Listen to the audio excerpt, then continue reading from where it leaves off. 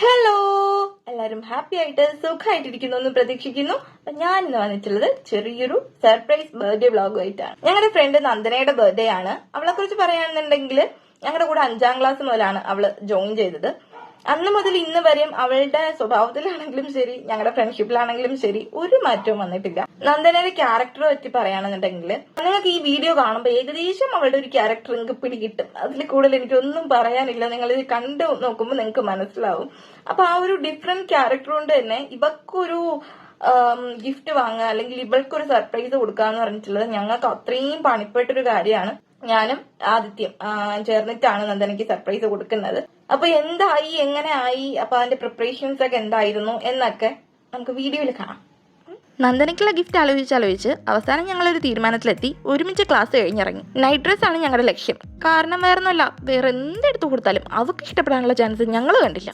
മൈന്യൂട്ടായിട്ടുള്ള details വരെ നോക്കി dress എടുക്കുന്ന പാർട്ടിയാണ്. അപ്പൊ പിന്നെ ഇതാവുമ്പോൾ വീട്ടിലെങ്കിലും ഇട്ടുകൊണ്ട് നടക്കുമല്ലോ എന്ന് കരുതിയിട്ടാണ് ഞങ്ങൾ ഇതിലേക്ക് തിരിഞ്ഞത്. പിന്നെ ഒരു ടെക്സ്റ്റൈൽസിൽ തോർത്ത് വാങ്ങാൻ പോയാൽ പോലും എല്ലാം ഒന്ന് നോക്കി നടന്ന് കാണുന്ന ഒരു ചടങ്ങാണല്ലോ. ആ ചടങ്ങ് ഞങ്ങളായിട്ട് തെറ്റിച്ചില്ല, കംപ്ലീറ്റ് നടന്ന് കണ്ടു. പക്ഷെ ഓരോന്ന് കാണുമ്പോഴും ഞങ്ങൾക്ക് ഇതെടുത്താലോ എന്നൊക്കെ തോന്നുന്നുണ്ടായിരുന്നു. പിന്നെ അവളുടെ ഒരു ചിന്താഗതി വെച്ച് ചിന്തിക്കുമ്പോൾ ഇതൊന്നും സെറ്റ് ആവില്ല എന്ന് തീരുമാനിച്ച് അവസാനം നൈറ്റ് ഡ്രസ് എന്നെ അങ്ങ് ഉറപ്പിച്ചു. ഷോപ്പിംഗ് ഒക്കെ ഏകദേശം കംപ്ലീറ്റ് ആയപ്പോൾ ഞങ്ങളുടെ അടുത്ത ഫ്രണ്ടിനെ കൂടെ കണ്ടുകിട്ടി, വിജയ്. പിന്നെ ഒന്നും നോക്കിയില്ല, അവനെ കൊണ്ടൊരു ട്രീറ്റ് കൂടെ ചെയ്യിച്ചപ്പോൾ ഞങ്ങൾ ഹാപ്പി.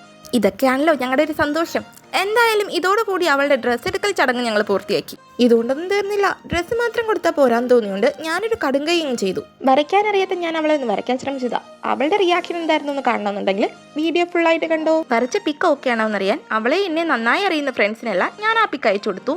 അവരെല്ലാം എന്തായാലും അവളാണെന്ന് പറയുകയും ചെയ്തു. അതോടെ ഞാൻ കോൺഫിഡന്റ് ആയി. അല്ലെങ്കിൽ ഞാനാരാ മോള്.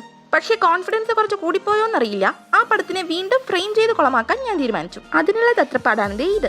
വീട്ടിലിരുന്ന് ചെയ്തിട്ട് തീരാത്തത് കൊണ്ട് കടയിൽ പോയിരുന്നിട്ട് അവിടെ ഇരുന്നാണ് ഈ വർക്ക് ഫിനിഷ് ചെയ്തത്. ഒരു കാര്യം കൂടി എടുത്തു പറയാനുണ്ട്. ഇപ്പം നിങ്ങൾ കാണുന്ന ഈ ചിത്രത്തിലെ മുടി ഞാൻ വരച്ചതല്ല, ആദ്യത്തെ വരച്ചതാണ്. കാരണം ഞാൻ വരച്ചിട്ടും കൂടി ശരിയായില്ല. എന്ത് ചെയ്യാനാ? വരച്ചിട്ട് ശരിയായില്ലെങ്കിൽ പുറത്തൊന്നും ആളെ വെച്ചിട്ട് ഞാൻ വരപ്പിക്കും. എൻ്റെ ഒരു കാര്യം. അങ്ങനെ ഞങ്ങൾ സർപ്രൈസ് പ്ലാൻ ചെയ്ത ഡേ വെറുതെ അങ്ങോട്ട് വരുന്നെന്ന് പറഞ്ഞിട്ട് അവളെ വിളിച്ച് പറഞ്ഞിരുന്നു. ശരിക്കും അവൾക്ക് സർപ്രൈസ് പ്ലാൻ ചെയ്തിട്ട് ഞങ്ങൾ 2 തവണ സർപ്രൈസ് ആയിരിക്കുകയാണ്. കാരണം ആദ്യം ഞങ്ങൾ പ്ലാൻ ചെയ്ത് എല്ലാം സെറ്റ് ചെയ്ത് വെച്ച ഡേ അവൾ തലേന്ന് വിളിച്ചിട്ട് പറയുന്നു അവിടെ ഇല്ലാന്ന്. രണ്ടാമത് ഞങ്ങൾ കറക്റ്റ് അവളുടെ ബർത്ത്ഡേ എന്ന് പ്ലാൻ ചെയ്തു. അന്ന് അവളുടെ അമ്മയെ വിളിച്ചപ്പോഴാണ് അറിയുന്നത് അവൾ അവിടെ ഇല്ലാന്ന്. കാരണം അവളെ വിളിച്ചിട്ട് ഫോൺ എടുത്തില്ല. ഇതിപ്പോൾ 3ാമത്തെ ഡേയാ. പക്ഷേ 2 ദിവസം അവൾ അവിടെ ഇല്ലാതിരുന്നതിന് കാരണം ഉണ്ടായിരുന്നു കേട്ടോ. മനഃപൂർവ്വം ഒന്നുമല്ല. ഞങ്ങൾ കുറച്ച് നടന്നപ്പോഴേക്കും തന്നെ അവൾ വണ്ടിയും കൊണ്ട് വന്നു. ഇത് ശരിക്കും അവൾ വണ്ടിയും കൊണ്ട് വന്നതാണോ വണ്ടി അവളെ കൊണ്ടുവന്നാണോ? രണ്ടുപേരെ ഒരുമിച്ചിരുത്ത് കൊണ്ടുപോകാൻ പാടായതുകൊണ്ട് ആദ്യം ആദ്യമായിരുന്നു, പിന്നെയായിരുന്നു ഞാൻ.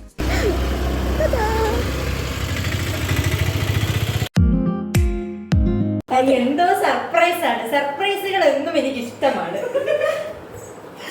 സർപ്രൈസുകൾ എന്നും എന്റെ ഒരു വികാരമാണ്. ഞാൻ ആദ്യം പോയി അവിടെ സർപ്രൈസ് നിങ്ങൾ കണ്ടു. ഇത് സർപ്രൈസ് കത്തർ ഇവിടെ ഇരുന്നതിനാണിത്. ഞാൻ കത്തറിയൊക്കെ എടുത്തു വെച്ചേക്കല്ലേ ഇരുന്ന നമുക്കിത് പൊട്ടി ആർജ പുറഞ്ഞൊക്കെ കീറണം.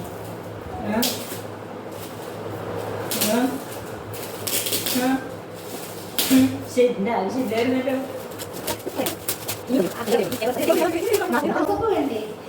മണപ്പൂരിൽ നിന്ന് കൊണ്ടുവന്ന എന്തോ സാധനമാണ്. നമുക്ക് അതിൻ്റെതായ രീതിയിൽ കട്ട് ചെയ്യണം.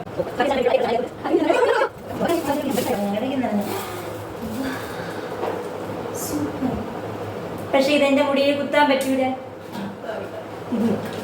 ഇത് കമ്മലാണെന്ന് കണ്ടാലേ അറിയാം. ഈ സാധനം ചേച്ചിയുടെ കല്യാണം നമുക്ക് കേക്കുള്ള ഡ്രസ് വാങ്ങിക്കാം. ഇതാണ് നമ്മുടെ ഏറ്റവും ഇഷ്ടമുള്ള.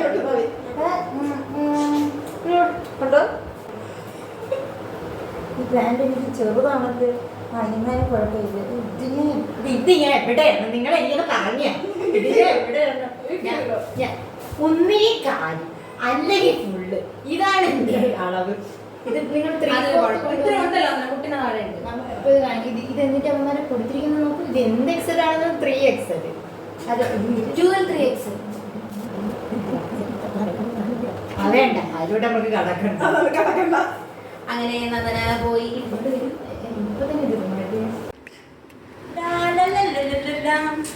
ഇത് കണ്ടില്ലേ? ഇവർക്ക് തന്ന ഡ്രസ് ഇതാണ്. ഇത് എന്താണ് നിങ്ങൾ ഉദ്ദേശിച്ചത്? അല്ല എനിക്കറിയാൻ വയ്യ. പക്ഷെ ഈ ടീഷർട്ട് ഇതിന്റെ കൂടെ ഇടുമെന്ന് നിങ്ങൾ വിചാരിക്കും. നമ്മൾ അതിനല്ല മനസ്സിലാക്കുന്നത്. പാവടയിലൂടെ അല്ലേ? നീ അതല്ലേ ഉദ്ദേശിച്ചത്? ഞാൻ ഇതെന്തിന്റെങ്കിലും ഒക്കെ കൂടെ ഇട്ടോളാം. ഇത് ഇട്ടാ പോരെ, നമ്മളിടും. വാവ്, ഇത് 2 ഗിഫ്റ്റ്. ഇത് എന്താണിത്? അല്ല, നിങ്ങൾ വീഡിയോ എടുക്കണില്ലേ? ഇത് ആരുടെ എഴുതിയത്? നിന്റെ ഹാൻഡ് റൈറ്റിംഗ് ഇത്ര വൃത്തിയാകുന്നടി. അതൊക്കെ ഉണ്ട്. നീ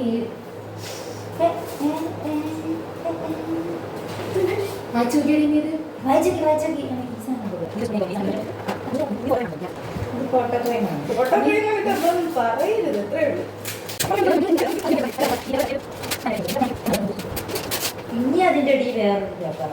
ഇതിവിടെ ഉണ്ടാക്കിയതാണ്. നീ വരച്ചതോ? ഇത് ഏകദേശം ഞാനായി. പക്ഷെ ഇവിടെ സ്ട്രെയിറ്റ് മുടി ആക്കി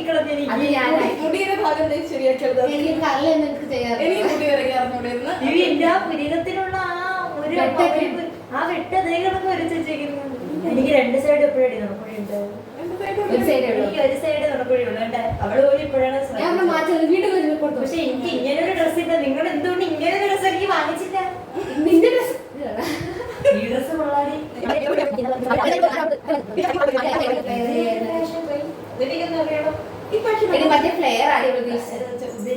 ഇതൊരു പുതിയ ഡിസൈൻ ആയിടി. ഞാനായില്ലെന്ന് തോന്നുന്നു. പക്ഷെ എനിക്ക് ഞാനായിരുന്നു. എത്രയും പെട്ടടിക്കാം. ശരി. എന്റെ ഈ പുരികത്തിന്റെ വെട്ട് ഈ അടി ഇതിലടി കണ്ട ആ വെട്ട് വരെ അതിനകത്ത് കറക്റ്റ് വന്നിട്ടുണ്ട്. പക്ഷെ ആ വെട്ട് വന്നു കഴിഞ്ഞാൽ ഹയാലായിരുന്നു വന്നിട്ടുണ്ട്. അതിൽ തന്നെ വന്നേക്കണത് തന്നെ അതൊക്കെ കറക്റ്റ് അതൊക്കെ വന്നിട്ടുണ്ട്. നിങ്ങൾക്കിത് തോന്നിയില്ലെങ്കിൽ എനിക്ക് തോന്നി. ഗിഫ്റ്റ് കൊടുപ്പും കാര്യങ്ങളൊക്കെ കഴിഞ്ഞ് ഞങ്ങൾ സംസാരിക്കാൻ തുടങ്ങി. കുറേ നാളത്തെ വിശേഷമുണ്ട്, ഗോസിപ്പുണ്ട്, എല്ലാം ഉണ്ട്. കാരണം ഒരുമിച്ച് 3 പേരും ഇങ്ങനെ ഇരുന്നിട്ട് കുറേ നാളായി.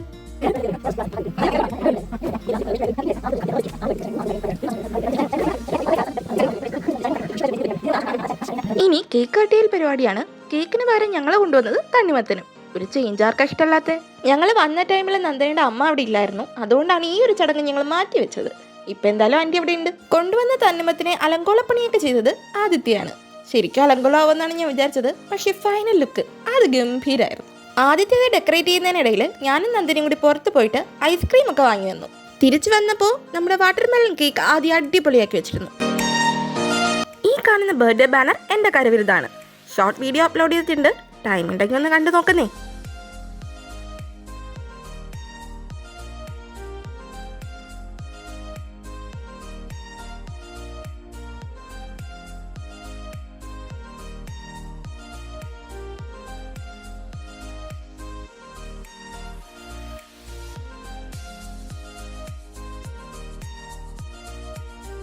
എല്ലാവർക്കും ഈ കേക്ക് ഇഷ്ടമായെങ്കിലും ഇല്ലെങ്കിലും നമുക്കൊരു കുഴപ്പമില്ല. ചിലവർക്ക് റെഡിയാകും, നമ്മള് ഹെൽത്തി ആയിട്ടുള്ള കേക്കാണ്.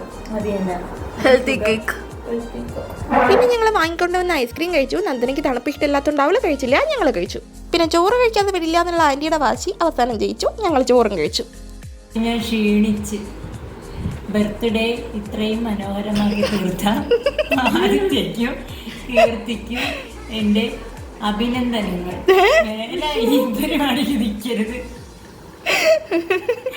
പക്ഷെ കീർത്തി ഒരു കലാകാരി, ആദിത്യ ഒരു വെട്ട് കലാകാരിയുമാണ് തിരിച്ചറിഞ്ഞു. അല്ലേടെ ആദ്യം വെട്ട് കലാകാരി.